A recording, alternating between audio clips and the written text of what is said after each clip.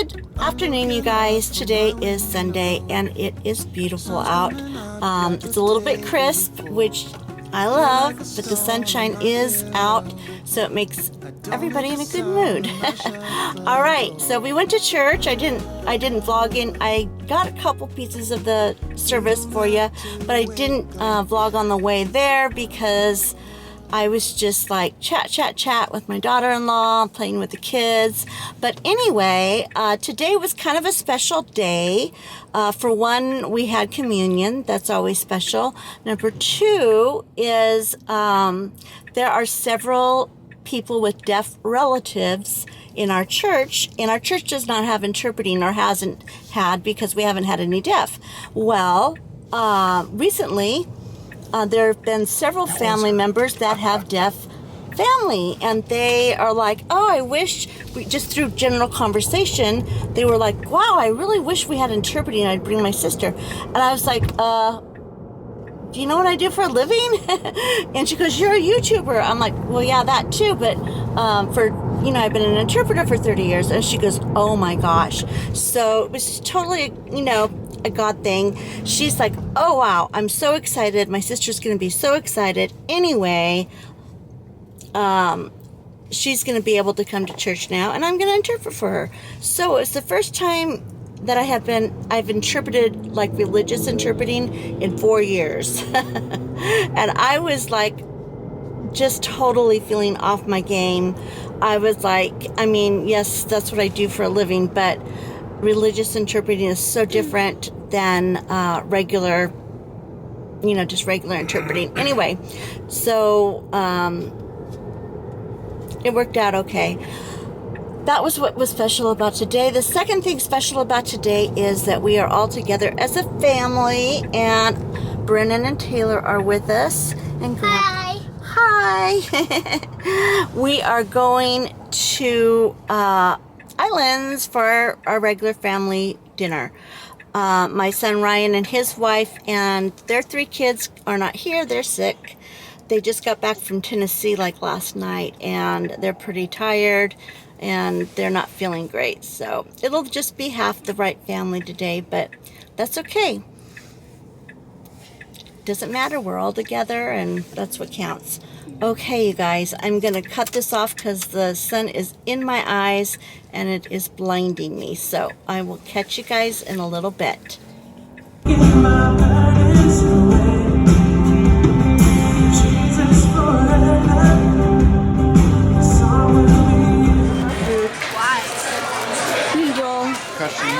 she doesn't have anything to say. I don't like to put it. Yeah. I don't have food. And the TV. And the bird. And no more birds.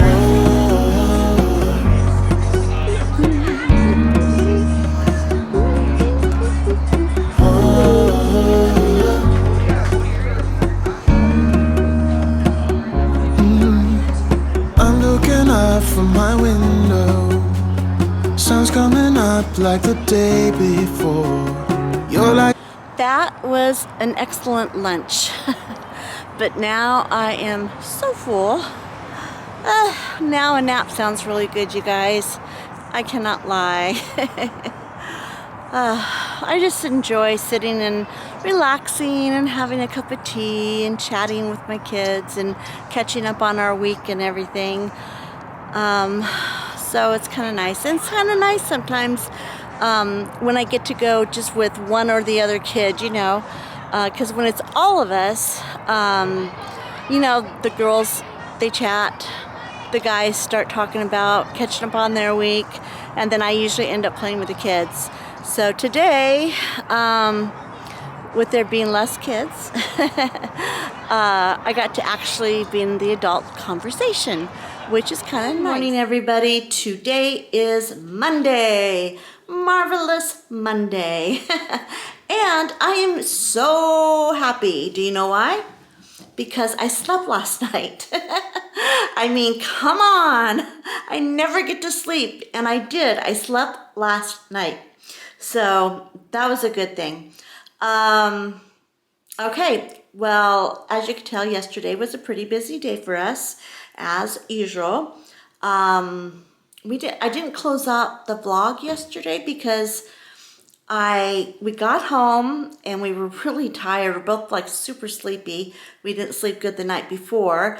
And then we literally put our pajamas on. It was only like 5 o'clock and it was cold. It was already dark out because daylight savings time. And so then we climbed into bed and we watched our favorite shows. And I was literally could not keep my eyes open from, it was like not even 8 o'clock yet because I was trying, it was like 7 something. And I was like that. And my husband's like, well, are you really that tired? I'm like, I'm really that tired. He goes, well, why don't you just go ahead, and I'm really tired. And he's had a really bad cold and he's getting over it, but he's, you know, tired because he hasn't slept well. He goes, why don't we just go to bed? So we did. We're like old people. We went to bed at 8:30, but it felt really, really, really, really good just to curl up. It was chilly. It was dark. Had a great day, and I slept all night, which you guys know I have the worst time sleeping. So then I woke up and I was like all raring to go.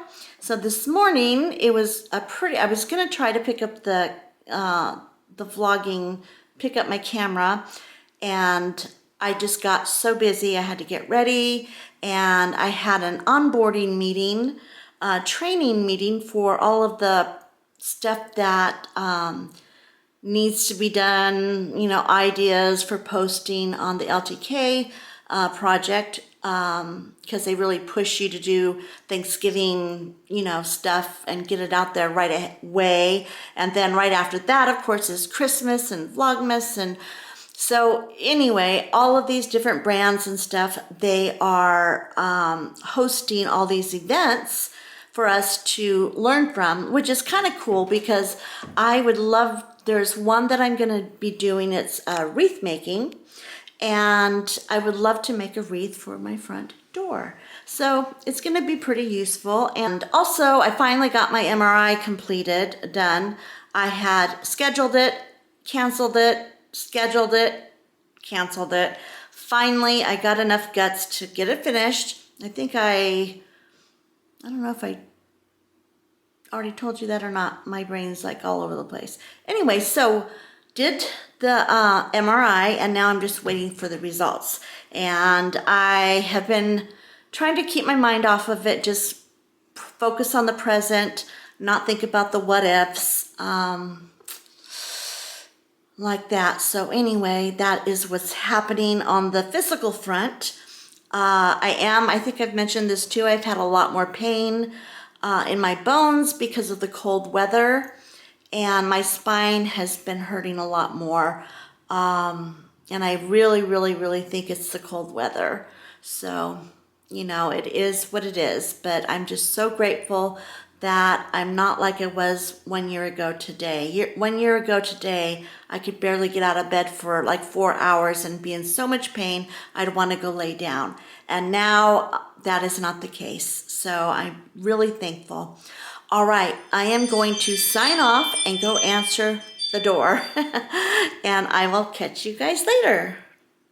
Whoops. Have you upside down. All right, so this is what, just a plain old black sweater dress that I have had for years, because you cannot go wrong with a plain black sweater dress. It is a normal collar, if you can see that. And let me see if I can get you in closer. So the collar is, you know, just a regular collar. It doesn't come up, it's not a, what do you call it, turtleneck or anything. And then I just make sure that my gold jewelry is showing so it doesn't look as blah. And let me go back again. There we go. And then I put on, sometimes I wear my black boots with this, but today, you know what, it just felt like black, and black just did not suit. So I went ahead and just put my regular camel color boots on. They're super comfortable and nice and warm. So I put that on, and then I put my Calvin Klein Calvin Klein purse, because it's got some cream, then it has the gold. It just kind of made the outfit not look quite so drab. Just a little bit of color, a little bit of gold, and yeah, that was it. So, nothing too special. Hi guys. Okay, so this is our chat today. I kind of went back and forth as to whether I should do this topic, because I know that I'm gonna have haters out there and trolls out there that are going to attack me for what I'm going to say. But I promised you guys that this channel was for you guys. I take joy in supporting you and providing you with my opinions and research and information. So I'm not going to stop. This topic was requested just recently, last week actually. They were asking about their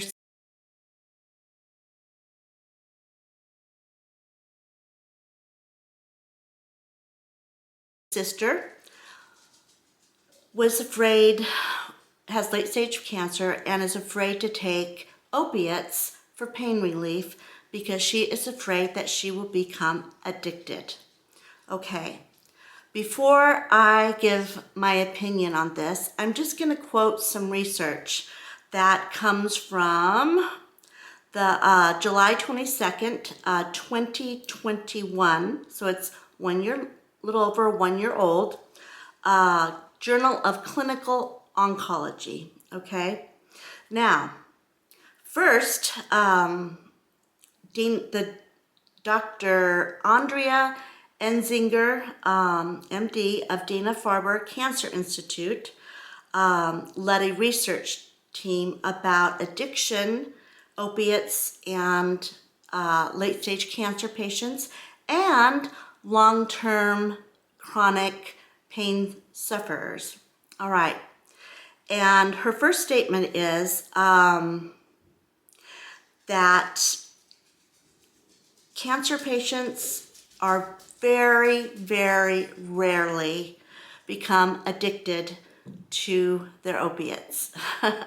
Okay. And she said that it was such a small, minute, that they shouldn't even be considered.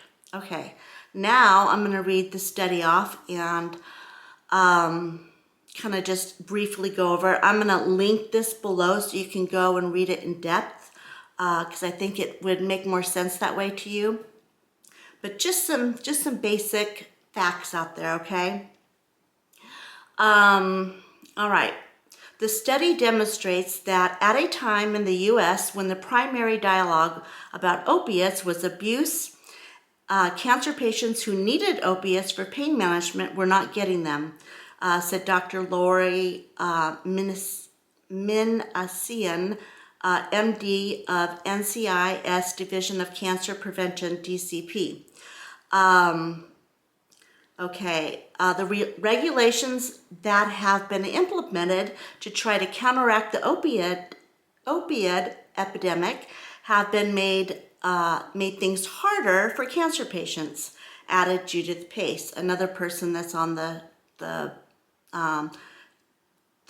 study. And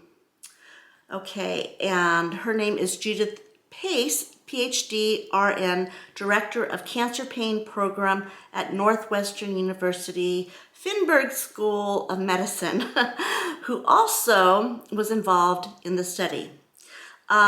She says there definitely needs to be advocacy work related to opiate access of people with a cancer diagnosis. All right, so just that much there. Because of in California or in America, the war on drugs, well, they put a war on everybody. It was like they made doctors literally have to go through the insurance company to get approval to give their cancer patients and their pain management people an opiate drug, all right? And what that means is that took the power from the doctor into people that are not doctors and that are not treating patients, but are looking at it as a whole. The people, the drug addicts basically, and the people that are getting a hold of prescription drugs, maybe from their grandmas, their grandpas, or whatever, and then becoming addicted. Okay. The article goes on to explain the percentage of the people that are dying of prescription opiates and the people that are getting addicted to prescription opiates are less than, whoa, I had to look at that again, less than 4%. Okay, so no, I know I'm going to give you a lot of different information, then I'm going to bring it all together. Okay, so just keep that in your mind. Put that in the back of your mind and just kind of hold on to that for a minute. So overall, for less than 4% of people are dying and becoming addicted through like pain management, cancer, end-of-life care. Okay, that. All right, then it says, all right, let me see. Random sample of 20% of Medicare beneficiaries over the age of 65 and under the age of 45 going down to age 27. They had 2 controlled study groups, as I understand it. Okay. Oops, my sister's calling. I'll have to do that in a second. 2017 till the year 2021, prescriptions that are written to people actually in pain sufferers that go to pain management, not drug seekers, but people that are literally in pain or on hospice, cancer sufferers, that dropped. Okay, so you would think, oh, that's really good. Declined from 42% to 35%. All right, so you're thinking, wow, that's really good, right? Suicides, these are people in these groups that are, again, they're not just out there committing suicide with the opiates, but they are in pain. They are just, they don't want to deal with it anymore, and so then they take, their medication. And one of the stories that one of the doctor goes through here, it's pretty detailed, but basically in a nutshell, they were finding that people in great pain, and they had so many barriers, substantial barriers to pain relief, could not get their medication in a timely manner, and were shamed for getting their medication. They were treated like drug addicts, and I know the feeling, and I know a lot of you feel the same and have experienced that. I haven't experienced that recently, but I have in the past, so it is not a happy feeling. Anyway, out of these people that had to struggle through these different barriers, ended up going to the pharmacy, getting their whole month's worth of opiates, going home and taking them all at one time just to end the pain, because they were afraid that they would not be able to get their pain relief in an ongoing, it was just such a struggle, and they were in pain that they committed suicide. And we're not talking about a patient assistance suicide. We're not talking about the people that were dying anyway. This article is talking about people that were so desperate and had to fight so hard just to get pain relief that they gave up. So hold on to that. I'm telling you, I'm just spitting out a bunch of stuff, and then I'm going to bring it all front and center. All right, then it goes in to say substantial barriers to pain relief. Even people with advanced cancer now face substantial barriers to receiving opiates, and they are multi-layered, Dr. Nzinger explained. They start with the oncologist. Over the last decade, she's seen providers become less and less comfortable with prescribing opiates to people with cancer and pain, often turning first to a less stigmatized drug that has absolutely no study backing it in success with cancer pain. So basically, they are scared to write the opiate prescription because of all the pressure and all the stuff that they're getting. And so then they go ahead and they give these people alternative stuff, and I'm sure you guys have probably experienced this, maybe an antidepressant, maybe a gabapentin, a nerve blocker, maybe, whatever. And knowing that studies have shown that these drugs that they are giving out do not work with cancer sufferers. Okay, to me, that is the worst right there. When you know this drug is not going to help these people, what they really need is this, but I'm too chicken shit to go ahead and give it to them because a lot of pressure from above, with the opiate crisis. I'm sorry, calling it like I see it. Those doctors need to be shot because, it's just frustrating. And I understand they're under pressure, and I understand they're trying to be cautious. And I think they should be. They shouldn't just be writing it out like candy and giving it to everybody that says I have a backache. But, there's got to be a balance in there somewhere, right? Okay. Anyway, it goes on. The amount of emergency room visits over this time period went up. So emergency room visits went up by 22% during this time. Because what happens is, and I know I've been told this before, if your pain gets too much to handle and what I've given you is not working, come to the emergency room and we will give you an IV of whatever, or we will give you a shot in the spine.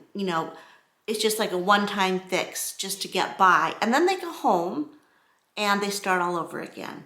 So basically, they weren't getting their needs met by their doctors and by pain management centers or whatever. So then they go to emergency room, with them being sick already, with them being in pain already. And for me, I didn't like to go to the emergency room because especially after chemotherapy and stuff, I was like, my immune system is weakened, and now the doctor is not giving me the pain medicine I need, but I can get it if I go into the emergency room? Okay.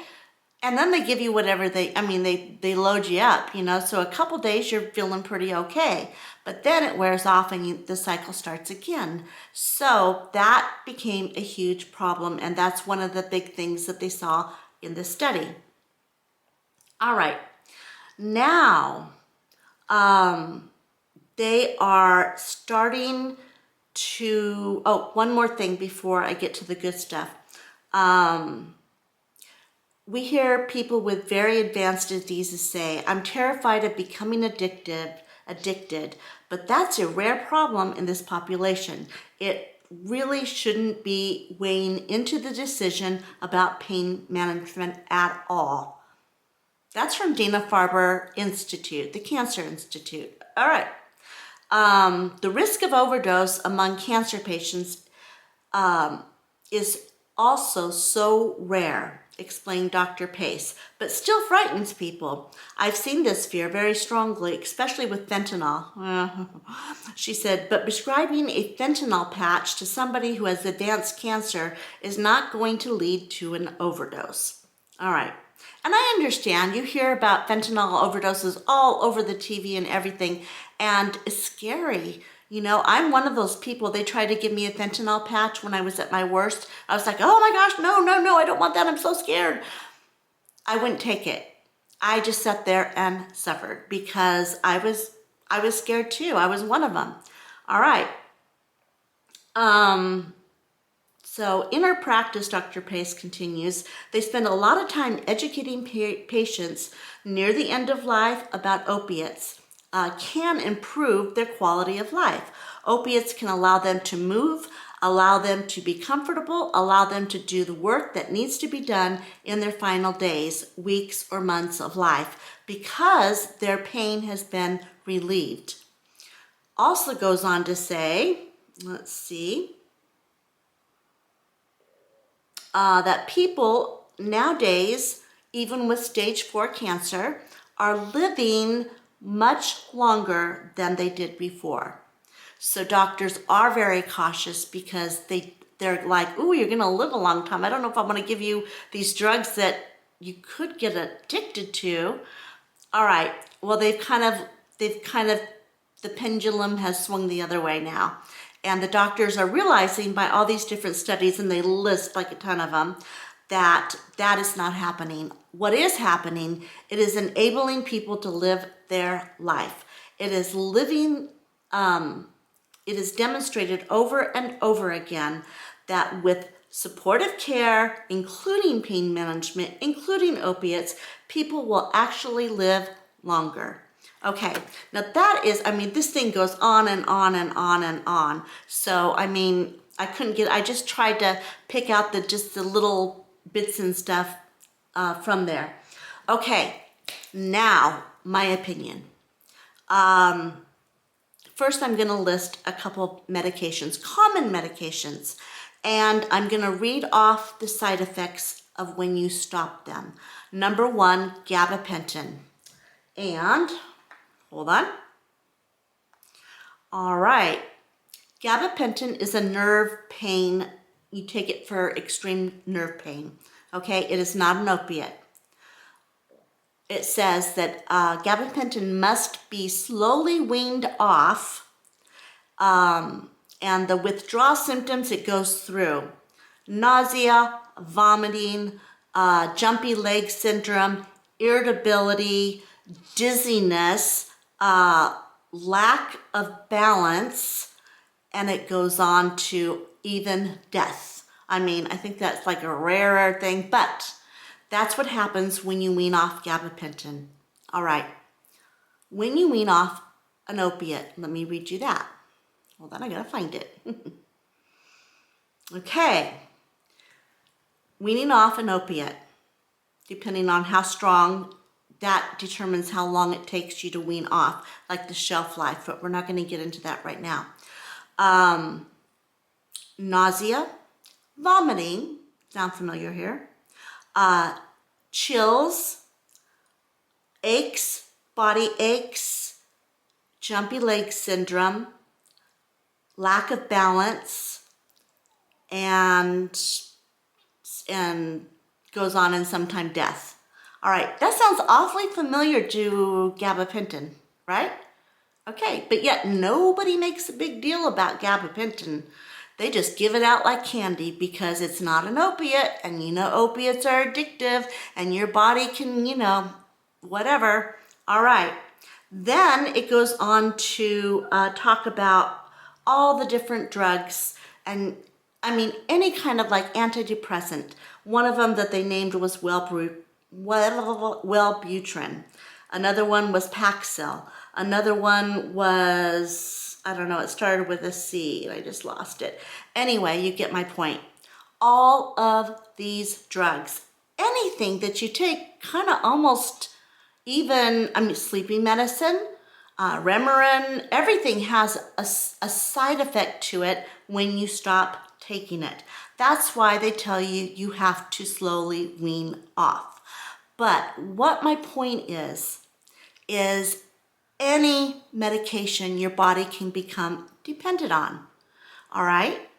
Opiates, the difference is it gets you high and your mind can get involved, and then you start taking it for the wrong reasons, and you're taking it to escape life, and then that is addiction. You have a physical addiction and an emotional, mental addiction, okay? And what all of the studies show, and what we know to be true as cancer patients, as ongoing chronic sufferers, people that have severe back pain and surgeries and slip bulging disc and all of that. Pain is pain. I mean, come on. Pain is awful and we don't like it. and there is a solution to it. It needs to be guarded, yes, but I mean, what's the difference? It's a physical like withdrawal, but it gives you so much quality of life. To me, do you know, it gave me my life back. Taking opiates gave me my life back.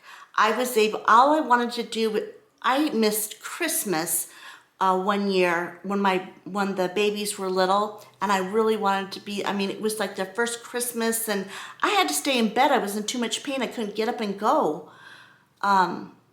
So it took me a long time before I would say yes to taking opiates. So I know the fear. But my point is, any kind of medicine that you take, you're going to have a physical withdrawal when you stop taking it. Opiates for pain sufferers, for cancer patients, take them under close supervision. I mean, if it gives you your quality of your life back. And if you're afraid of not being able to, like the withdrawal process and stuff, let me just tell you, I was on morphine 32 times a day, the extended release, and I know a lot of people are on much more, but this for me was a big deal. And then I was allowed 4 instant IR 15 milligrams of morphine a day. Okay, that was my pain regimen. Then when I went on to hospice or to palliative care, they adjusted it daily, and they gave me a bunch of different stuff. All right, well, when I started feeling better, I started taking less, and it wasn't even planned. It wasn't like, I think I'm going to wean off my pain medicine today. No, it wasn't even that. I just felt better. God healed my bones and my pain. I felt better. And yes, I do still have pain now, but an ibuprofen right now will take care of it. I do have some backups in there, so if the pain does get too bad, I will. But for the last almost 4 months now, I haven't had to take like my ongoing pain meds. I have taken like maybe 1 or 2 just here and there when I've overdone it and my spine is hurting, my bones hurt, but I slowly stopped, and I did not have any side effects, nothing. I was fine. So I am here to tell you that you can do it. You can get rid of your pain cautiously, carefully. You know yourself. If you have a history of addiction, then you might want to think twice. But even at that, if you're in so much pain, then talk to your doctor, have an honest conversation, say, you know what, I kind of have an addictive personality and I'm really worried about that, but I am in pain. Find a doctor you feel comfortable with and be honest with them. But you know what? Don't be afraid of opiates. The world will fearmonger you to death. If you watch the news, what they do is they pick out all the negative and the horrible, and they show it to you all at one time. And I know it's horrible out there, but we are inundated all just at one time. It's just like smashed in our faces, and then we become fearful. So don't become fearful, become wise and seek out wise counsel, but don't be afraid to be out of pain, because you know what? These medications were made, they were used for many, many years. They helped people live, and keep working and keep enjoying their children. And I think it is an awful, awful sin that what happened with the drug opiate crisis. The upper people, the people that are not doctors, they came down and created laws for medical professionals when it should have been handled with the medical professionals, not with the lawmakers. Yes, some doctors were overprescribing, but deal with those some doctors. Don't deal with them all the same, because that is just not, it just doesn't work. And now they're reversing all this because they have found it doesn't work. So that is my opinion on taking opiates for pain relief. And I know I stuttered around and just kind of put it out there, and then, but I just wanted you guys to see the kind of like the medical perspective of it.